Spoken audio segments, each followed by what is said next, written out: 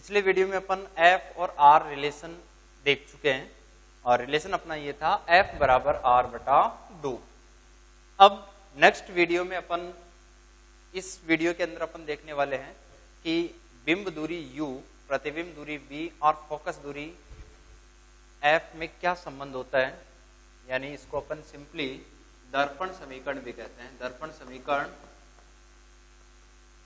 क्योंकि इसमें 3 पैरामीटर मिलेंगे u, v व f, तो अपन इसको यूं भी कह सकते हैं कि u, v और f में संबंध।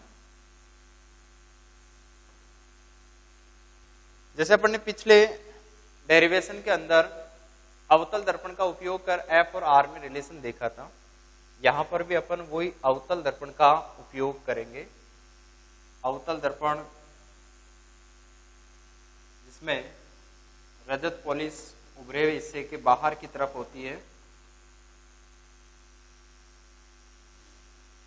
ये परावर्तक पृष्ठ का मध्य बिंदु P ध्रुव होता है। ध्रुव से गुजरने वाली लाइन को अपन मुख्य अक्ष कहते हैं। यहां पर फोकस बिंदु F, वक्रता केंद्र C और यहां पर अपन एक ऑब्जेक्ट ले लेते हैं AB। अब क्या करते हैं, इस ऑब्जेक्ट AB का मुझे प्रतिबिंब बनाना है। तो देखो प्रतिबिंब बनाने के लिए क्या करेंगे अपन, सबसे पहले एक लाइन में मुख्य अक्ष के समांतर आपतित कर रहा हूं। यानी प्रतिबिंब बनाने का पहला रूल यही कहता है कि अगर कोई प्रकाश किरण मुख्य अक्ष के समांतर आपतित हो रही है तो दर्पण से परावर्तन के बाद मुख्य फोकस से होकर गुजरती है। दूसरा रूल फोकस बिंदु के लिए लागू कर सकते हैं या फिर अपन ध्रुव के लिए भी लागू कर सकते हैं। अगर कोई प्रकाश किरण ध्रुव पर आपतित की जाती है तो वो उतने ही कोण से वापस परावर्तित हो जाती है, यानी इस प्रकार से ये भी कोण क्या बनेगा, थीटा बनेगा। और इन दोनों किरणों के कटान बिंदु पर यहां प्रतिबिंब A' B' का निर्माण हो जाता है। यानी अपन ने क्या किया, एक बिंब AB लिया और उस बिंब AB का प्रतिबिंब A' B' तैयार कर लिया। हम रिलेशन u, v और f में देखना चाह रहे हैं। इसका मतलब ये तीनों दूरियां इस डायग्राम में भी आनी चाहिए, तो तीनों दूरियों को आप दर्शा लो। तो देखो दूरियों का निर्धारण हमेशा कहां से किया जाएगा, ध्रुव से। तो ध्रुव और f के बीच की जो दूरी है जिसको अपन फोकस दूरी कहते हैं, स्मॉल f से दर्शाएंगे। ये इमेज A' B' और ये अपना ध्रुव P, इसके बीच की दूरी प्रतिबिंब दूरी जिसको अपन V से लिखते हैं। फिर P और A, PA दूरी जहां पर अपनी वस्तु रखी गई है, इसका मतलब इस दूरी को अपन नाम देंगे यहां पर बिंब दूरी U। तो तीनों दूरियां मैं दर्शा चुका हूं, U, V, F, और यहां पर मैं R भी दर्शा रहा हूं। R दूरी कौन सी होती है, वक्रता केंद्र और P के बीच की। इसका मतलब C और P के बीच की जो दूरी है जिसको अपन R कहते हैं। तो दूरियां मैं कंप्लीट दर्शा चुका हूं, डायग्राम भी कंप्लीट कर चुका हूं। यहां पर एक बिंदु M रख देते हैं। अब देखो आगे की प्रक्रिया क्या है। सबसे पहले अपन चिन्ह परिपाटी से इन दूरियों के चिन्ह निर्धारित करने वाले हैं। तो चिन्ह परिपाटी क्या कहती है कि सभी दूरियों का निर्धारण एक तो ध्रुव से किया जाना चाहिए। दूसरा रूल अपन ने कल ही पढ़ा था कि आपतन की दिशा में चलने पर दूरियां धनात्मक और आपतन के विपरीत दिशा में चलने पर दूरियां ऋणात्मक। तीसरा रूल यह था अपना कि मुख्य अक्ष से ऊपर चलने पर दूरियां धनात्मक और मुख्य अक्ष से नीचे चलने पर दूरियां ऋणात्मक। तो वो तीनों रूल फॉलो करके अपन u, v, f और r के चिन्ह निर्धारित करेंगे। तो देखो यहां पर u कौन सी दूरी है, P से लेकर A तक की दूरी। तो मैं इसको नाम दे देता हूं यहां पर PA, और PA का मान क्या होगा, -u। जाहिर सी बात है कि वस्तु बाईं ओर है तो आपतन की दिशा ये हो गई, बाएं से दाईं ओर, और अपन चलेंगे P से A की ओर, इसका मतलब आपतन के अपोजिट डायरेक्शन में अपन चल रहे हैं, तो U नेगेटिव होगा। फिर अपन बात कर लेते हैं V की, तो V के लिए मुझे P से A' तक चलकर आना पड़ेगा, इसका मतलब अगेन मैं आपतन के विपरीत दिशा में जा रहा हूं, तो ये दूरी भी क्या आएगी, ऋणात्मक आएगी। फिर अपन बात करें फोकस दूरी की, तो फोकस दूरी के लिए अपन P से F तक चलकर आएंगे, तो फिर अपन आपतन के विपरीत दिशा में चल रहे हैं, तो PF बराबर होगा -F, PF दूरी -F।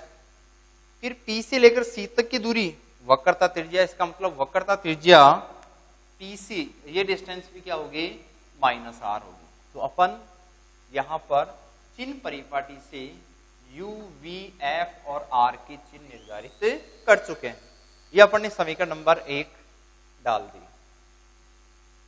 अगली प्रक्रिया क्या है, देखो यहां पर आपको डायग्राम में दो ऐसे त्रिभुज नजर आ रहे हैं जो आपस में समरूप हैं, और समरूप त्रिभुजों के लिए अपन गणित में ये पढ़ते हैं कि कोई दो कोण अगर बराबर मिलते हैं उन त्रिभुजों में, तो वो त्रिभुज परस्पर समरूप सिद्ध हो सकते हैं। तो यहां पर अपन वो त्रिभुज ले रहे हैं, समकोण त्रिभुज। यहां पर एक समकोण त्रिभुज तो है ABP, और दूसरा समकोण त्रिभुज है AD'BD'P। समकोण त्रिभुज ABP व AD'BD'P में, ये दोनों समकोण त्रिभुज हैं। अब इन दोनों समकोण त्रिभुजों में बात करें तो दो कोण थीटा थीटा बिल्कुल बराबर है, इसका मतलब एक कोण तो ये बराबर है। दूसरा कोण देखो, यहां पर कोण AD और यहां पर कोण A 90 डिग्री के, इसका मतलब ये भी बराबर है। तो अपन ये कह सकते हैं कि इन दोनों त्रिभुज में हमारे पास में दो कोण बराबर प्राप्त हो रहे हैं, इसका मतलब ये दोनों त्रिभुज एक दूसरे के क्या हैं, समरूप हैं। तो मैं यहां पर लिख देता हूं कि एक तो कोण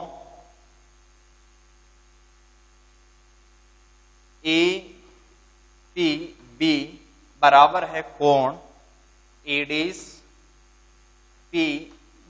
के, और ये कोण किसके बराबर है, थीटा के बराबर है, और ये हमें अब परावर्तन के नियम से प्राप्त होता है। तो अपन यहां पर साइड में लिख देते हैं कि ये परावर्तन के नियम से, परावर्तन के नियम से।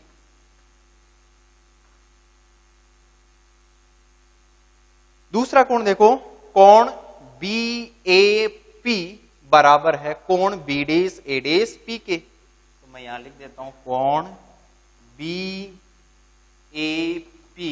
बराबर है कोण BD'AD'P के, और बराबर किसके हैं, 90 डिग्री के। इसका मतलब यहां पर स्पष्ट है कि जो त्रिभुज ABP समरूप है त्रिभुज AD'BD'P के, और दो त्रिभुज अगर परस्पर समरूप होते हैं तो उनकी संगत भुजाएं आनुपातिक रूप से बराबर होती हैं।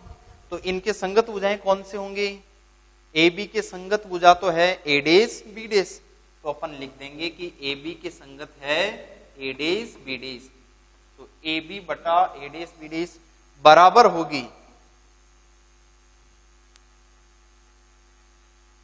बराबर होगी किसके, देखो अगली संगत भुजा है इसमें AP, और AP किसके संगत है, AD'P के। तो मैं यहां लिख दूंगा AP बटा AD'P के।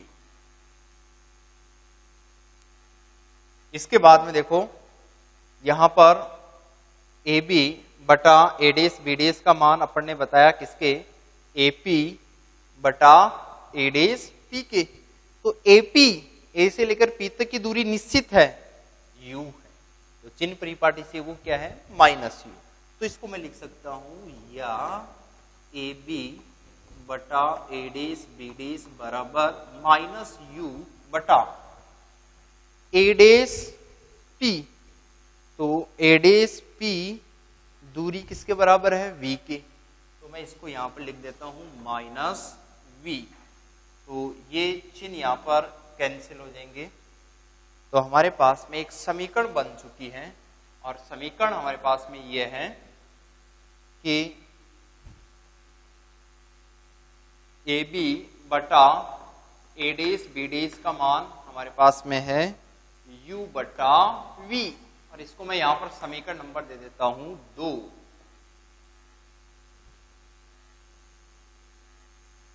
ये चीज अपने समीकरण नंबर 1 से लिखी है। अब इसके बाद में